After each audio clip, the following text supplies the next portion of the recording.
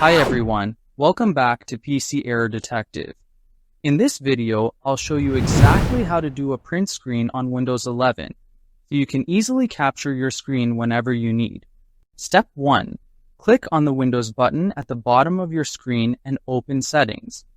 This button is usually located in the lower left corner, and opening Settings lets you access all the main options to customize your PC. Step 2. Scroll down on the left side and click on Ease of Access. This section is where Windows provides tools to make your PC easier to use, including keyboard shortcuts and accessibility features. Step 3. Scroll down to the Interaction section and click on Keyboard.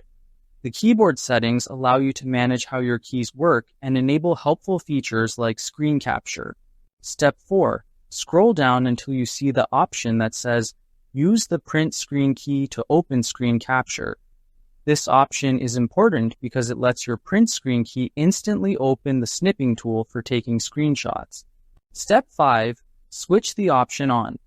Turning it on activates the feature so that every time you press the print screen key, you can quickly capture your screen without opening any additional apps.